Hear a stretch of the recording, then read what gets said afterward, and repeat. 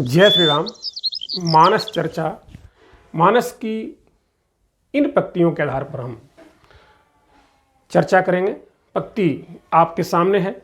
जल चर थल चर नभ चर नाना, जे जड़ चेतन जीव जहाना। जड़ चेतन संसार के, और किसके? जलचर के जड़ और चेतन, थलचर के जड़ और चेतन, नभचर के जड़ और चेतन। इन सभी पर, सभी के कल्याण के लिए, सभी को सब कुछ पाने के लिए क्या जरूरी है और इन सब पर किसका प्रभाव पड़ता है, यह हम इन पंक्तियों के आधार पर विस्तार से देखेंगे। आशा है आप सभी ने हमारे चैनल को सब्सक्राइब कर लिया है। साथियों, सब्सक्राइब कर अपना आशीर्वाद कुसुम हमें समर्पित करें और मैं आपको राम कथा के आनंद सागर में डूबे चलते हैं। आइए हम देखते हैं। जलचर थलचर नभचर नाना, जे चढ़ चेतन जीव जहाना, पर किसका कल्याणकारी प्रभाव है, हम देखते हैं इन पंक्तियों के आधार पर। मति कीरति गति भूति भलाई, जब जेहि जतन जहां जेहि पाई। संसार में 5 चीजें हैं जो सांसारिक जीवों के लिए, हम इंसान के लिए तो अत्यंत ही महत्वपूर्ण हैं। उन 5 चीजों का नाम स्पष्ट है। मति कीरति गति भूति भलाई। अब ये मिलेगा कहाँ से, और अगर कोई पाया तो कैसे पाया? जब जेहि जतन जहाँ जेहि पाई। लोग जहाँ में कैसे भी, कहाँ भी, कहीं भी पाए हैं। कैसे पाए हैं, हम देखते हैं कि आखिर कैसे हमें सुंदर सी मति मिलती है, मति कीरत मिलती है, हमारी सुंदर गति होती है, हमें भूति मिलती है, हमारी भलाई होती है। हम इस 5 चीज़ों को कैसे प्राप्त करेंगे? संसार में हम यूँ कहें सर्वस्व की प्राप्ति कैसे करेंगे और किसके प्रभाव से ये सभी चीज़ें हमें मिलेंगी, जानते हैं रामचरितमानस की इन पंक्तियों के आधार पर। पंक्तियां मैंने पहले बता दिया। जल चर थल चर नभ चर नाना, जे जड़ चेतन जीव जहाना, मति कीरति गति भूति भलाई, जब जेहि जतन जहाँ जेहि पाई। हम तो मनुष्य हैं, हम तो इंसान हैं। हम यहाँ तो बात हो रही है जलचर थलचर नभचर और नाना लोगों की। और इन तीनों बताया मैंने, जलचर का भी जड़ और चेतन, थलचर का भी नव चेतन, जलचर थलचर नभचर, नभचर का भी जड़ चेतन, पानी वाले का भी, जमीन वाले का भी, हवा वाले का भी, उसमें भी जड़ होते हैं, चेतन होते हैं। हम पहले इनको देख लेते हैं, फिर हम आते हैं अपने उत्तर पर। आपको उत्तर हम जरूर बताएंगे। आप ध्यान से अंत तक हमारे वीडियो को देखें, नहीं तो आप मिस कर जाएंगे कि आखिर किनके प्रभाव से हम इतनी दुर्लभ चीज़ों को प्राप्त कर सकते हैं। आप देखें, आपको उत्तर अवश्य मिलेगा। हम आते हैं, सबसे पहले जलचर की बात करते हैं। और जलचर में जड़ की, जलचर थलचर नभचर नाना, जड़ चेतन जग जीव जहाना। हम जलचर के जड़ की बात करेंगे, जलचर के चेतन की बात करेंगे, थलचर के जड़ की, चेतन की, नभचर के जड़ की बात करते हैं। हम आप पहले समझते हैं, देखते हैं कि आखिर जलचर का जड़ कौन है जो मति कीरति गति भूति भलाई सब कुछ प्राप्त कर गया। आपके सामने गोस्वामी जी ने स्पष्ट उदाहरण दिया है। देखते हैं हम सुंदरकांड के प्रारंभ में मैनाक नाम के पर्वत के बारे में जानते हैं, पाते हैं। मैनाक कौन है? पुराणों में यह कथा आती है कि इंद्र के भय से मैनाक की रक्षा पवन देव ने किया और उसे ले जा करके समुद्र में अर्थात जल को सौंप दिया। अब पवन देव और समुद्र देव दो लोगों के सत्संग का प्रभाव मैनाक के ऊपर पड़ा। पवन देव जैसे सत्संग पवन का, सत्संग समुद्र देव का, ऐसे तेजस्वी लोगों का संग प्राप्त हुआ। किसको? मैनाक को। और उसका प्रभाव क्या होता है कि जब हनुमान जी जगत जननी सीता की खोज में प्रस्थान करते हैं तब समुद्र देवता कहते हैं जाइए मैनाक जी, आप हनुमान जी को थोड़ा विश्राम दे दीजिए। बात आती है, क्या आती है कि जलनि दे रघुपति दूत बिचारी। जलनिधि सागर ने सोचा कि ये रघुपति का दूत है। तय मैनाक होहु श्रमहारी, तय मैनाक होहु श्रमहारी। हनुमान तेहि परसा कर पुनि कीन्ह प्रणाम। राम काज कीन्हे बिनु मोहि कहाँ विश्राम। हमने जो ठान लिया हम अपने कार्य को पूर्ण करके ही विश्राम लेंगे। हमें अपने कार्य को पूर्ण करने से पहले विश्राम नहीं करना चाहिए। यहाँ पंक्ति यह हमें एक ज्ञान की बात दी जाती है। और हनुमान जी केवल मैनाक को हनुमान ते ही परसा, केवल परसा स्पर्श ही किया। अब बात बताइए, जिसे हनुमान जी स्पर्श करते हैं उसकी मुक्ति कैसे नहीं, क्यों नहीं, हो ही जाएगी और हो ही गई। मैनाक को मति कीरति गति भूति भलाई सब कुछ प्राप्त हो गया। इस प्रकार हम पाते हैं कि जलचर का जड़ सत्संग के प्रभाव से मुक्त हो गया। अब हम जलचर के चेतन की बात कर लेते हैं। आपको मकरी की कथा, जो कालनेमी के आश्रम में जब हनुमान जी संजीवनी बूटी लेने जाते हैं तो कालनेमी कहता है कि आप पहले, मैं पानी पी के आऊँ। हनुमान जी कहते हैं तो कहता ठीक है आप पानी पी के आइए, फिर हम आपको ज्ञान की बातें करेंगे, आपको मंत्र देंगे। तो वहाँ मकरी ज्ञान की बात देने से पहले स्नान की बात आती है। हनुमान जी स्नान करके जल वगैरह पी करके आने जा रहे हैं, जैसे ही पैर रखा उस तालाब में मकरी, और मकरी हनुमान जी के संग में आई, प्रभाव उसकी भी मुक्ति हो गई। तो हम पाते हैं कि सत्संग के प्रभाव से चेतन मकरी को भी मुक्ति मिल गई।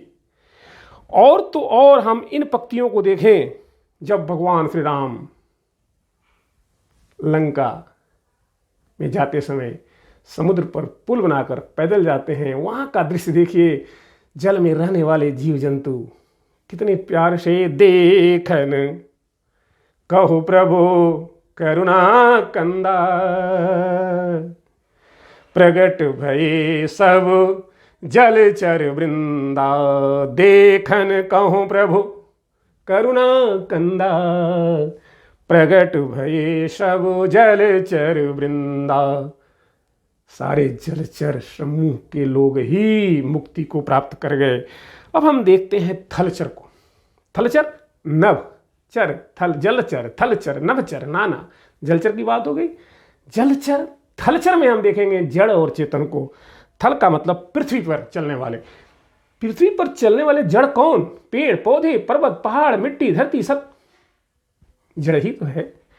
इनके बारे में आप सोचिए। श्री राम जी के संग का प्रभाव तो देखें आप, कितना सुंदर चित्रण है। वृक्षों के बारे में देखिए। सब तरु फरे राम हित लागी, ऋतु अरु कोरुति, ऋतु अरु कोरितु, ऋतु अरु कोरितु। काल गति त्यागी सब तरु फरे राम हित लागी। वन को देखिए। मंगल रूप भयौ बनु तब ते, मंगल रूप भयौ बनु तब ते। किन्ह निवास रमापति जब ते, किन्ह निवास रमापति जब ते। भूमि, वन, पंथ, पहाड़, सबके बारे में आप देख सकते हैं कि धन्य भूमि, वन, पंथ, पहाड़ा। जहाँ जहाँ नाथ पाऊँ तुम धारा, जहाँ जहाँ नाथ पाऊँ तुम धारा। गुरु अगस्त्य के संग का प्रभाव हम विंध्याचल पर्वत पर देख सकते हैं। विंध्याचल को तो परम पद मिल गया, इससे बड़ा जड़ क्या हो सकता है कि परसी चरण रज अचर सुखारी, भय परम पद के अधिकारी, भय परम पद के अधिकारी। अब हम देखते हैं थलचर में चेतन को। थलचर में चेतन के उदाहरण तो खूब हैं, किरात, भील, पशु, बानर, मानव, दानव में विभीषण, शुक आदि का सत्संग पर कितना सुंदर सत्संग का प्रभाव पड़ा है। मतंग ऋषि के संग से सबरी का कल्याण हो गया। भगवान श्री राम के साक्षात दर्शन हुए, भगवान श्री राम उसके जूठे बेरों को खाए। इससे बड़ा प्रभाव क्या हो सकता है। महर्षि के बाद हम आगे जब बढ़ते हैं तो पाते हैं कि श्री राम जी के संग का प्रभाव कोल किरात पर पड़ता है। साहब लिखते हैं, कैरी के हैरी कपि कोल कुरंगा, विगत वैर बिचरहि सब संगा, विगत वैर बिचरहि सब संगा, धन्य विहग मृग कानन चारी, धन्य विहग मृग कानन चारी, सफल जन्म भय तुम्हि निहारी, सफल जन्म भय तुम्हि निहारी। सुग्रीव विभीषण सुख को संसार जानता ही है कि सत्संग के प्रभाव से कितनी इन लोगों को कीर्ति मिली, कितना यश मिला।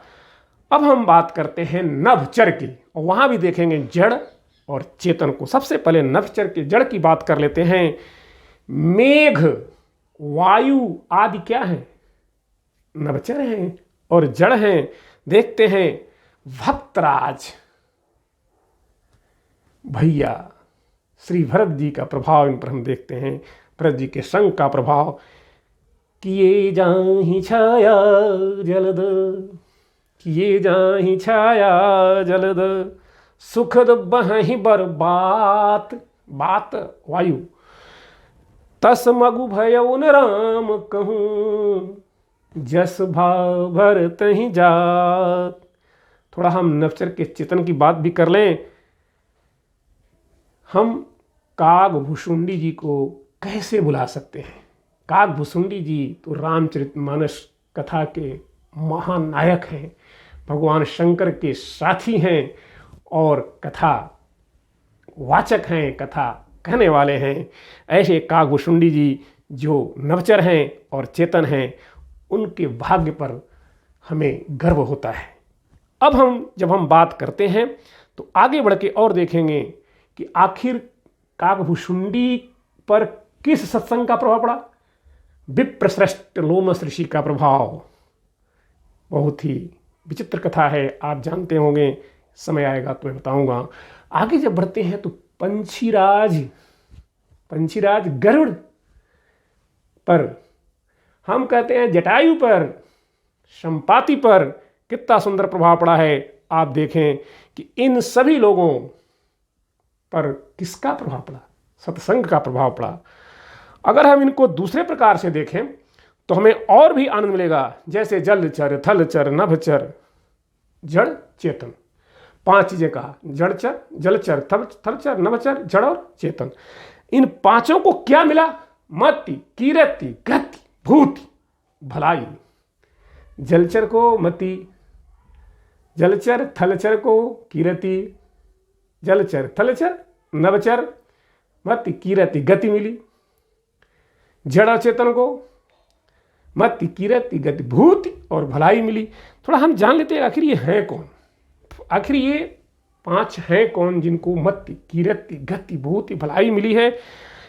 यहाँ एक बात बता दें कि इन पंक्तियों में गोस्वामी जी ने बहुत ही सुंदर ढंग से यथासंख्य अलंकार का प्रयोग किया है और इनका उत्तर भी क्रमानुसार दिया है, एकदम क्रम से दिया है। हम देखेंगे जलचर राघव मत्स्य को माता कौशल्या के संग से क्या मिली? महती। और थलचर गजेंद्र को क्या मिली? कीरति। और वे अपने गजेंद्र मोक्ष स्तोत्र से संपूर्ण संसार में वंदनीय हो गए। नभचर जटायु को क्या मिली? महती कीरति गति, अर्थात सदगति मिली, मुक्ति मिली। और जड़ माता अहिल्या जो श्राप वश प्रस्तर बन चुकी थी, पहाड़ बन चुकी थी, उनको क्या मिली? भूति मिली, अर्थात देवी अहिल्या अपने पति की विभूति को प्राप्त कर ली। चेतन तो असंख्य है जी, इनकी तो गणना आप करते रह जाएंगे। हम दो एक उदाहरण देते हैं। सुग्रीव, जामवंत हमारे इष्ट देव, संकट मोचन हनुमान जी आदि को इतनी भलाई मिली, इतनी भलाई मिली कि स्वयं मर्यादा पुरुषोत्तम परमपिता परमेश्वर श्री राम उनके ऋणी हो गए। अब इस प्रकार हम पाते हैं कि पंच विभूति जो हमने बताया, अर्थात संसार में सर्वस्व की प्राप्ति कैसे, बातों बातों में मैंने बता दिया है, फिर भी स्पष्ट कर देते हैं कैसे। वो सब यही स्पष्ट कर दिया। बाबा जी गोस्वामी तुलसीदास ने साफ लिखा है। क्या लिखा है? कि सो जानब सत्संग प्रभाऊ, सो जानब सत्संग प्रभाऊ, लोकाहु वेदन आन उपाऊ, लोकाहु वेदन आन उपाऊ, सो जानबु सत संग प्रभाऊ। ये स्पष्ट आप सभी लोग जान लीजिए कि यह सब केवल और केवल सत्संग का प्रभाव है।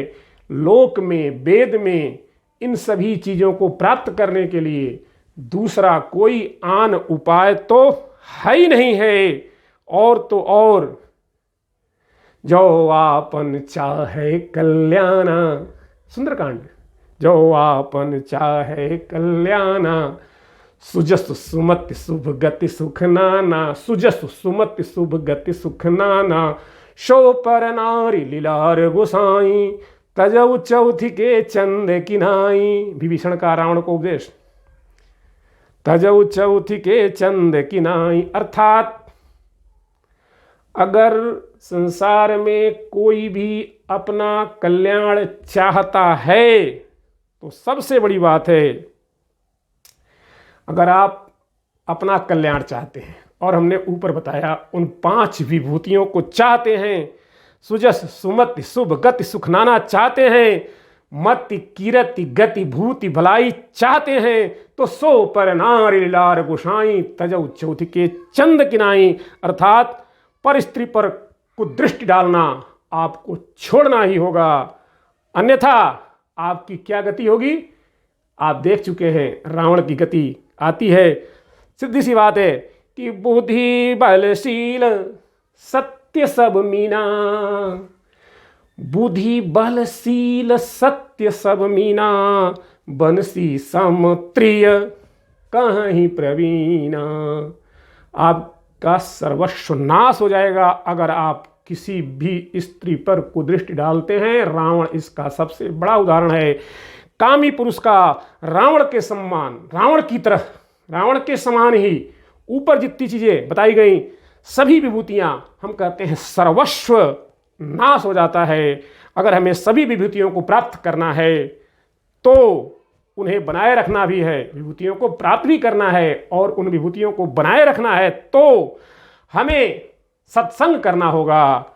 स्पष्ट है कि बिनु सत्संग विवेक न होई, राम कृपा बिनु शोलभ न सोई, बिनु सत्संग विवेक न होई, राम कृपा बिनु शोलभ न सोई, सत्संगत मुद मंगल मूला, सोई फल सीधी सब साधन, सोई फल सीधी सब साधन फूला, सतसंगति मुद मंगल मूला, सोई फल सिद्धि सब साधन फूला। आइए हम प्रभु श्री राम से प्रार्थना करें कि हम उत्तम सत्संग की प्राप्ति हो, हम सब उत्तम सत्संग में रहें, हम जहाँ भी जाएं हमें उत्तम सत्संग मिले और हमारे उन ऊपर प्रभु श्री राम की कृपा और उत्तम लोगों की कृपा हमेशा बनी रहे। जय श्री राम।